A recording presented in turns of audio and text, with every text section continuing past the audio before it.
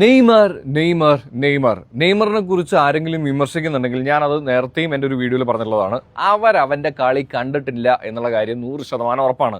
പരിക്കിൻ്റെ കാര്യത്തിൽ നിങ്ങൾക്ക് വിമർശിക്കാൻ പാടില്ല എന്നല്ല ഞാൻ പറയുന്നത്. പക്ഷേ ഇന്നലെ 17 മിനിറ്റിൽ ഉള്ളിൽ അവനൊരു ഹാട്രിക് അടിച്ചിട്ടുണ്ടെന്നുണ്ടെങ്കിൽ അവന് പരിക്കാണ്, കളിക്കരുതെന്ന് ഡോക്ടർമാർ അഡ്വൈസ് ചെയ്യുന്നു.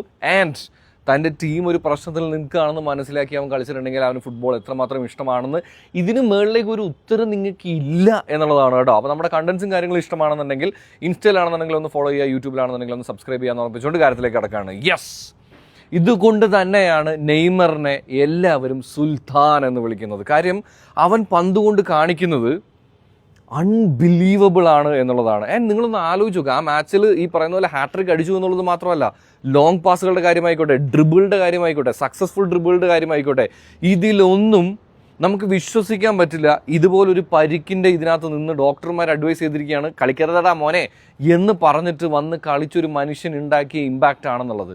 അതാണ് നെയ്മർ. അതുകൊണ്ട് ഇനി വിമർശിക്കുന്നതിന് മുമ്പ് please try to respect Neymar the sultan. Chill കുപ്പിച്ചു.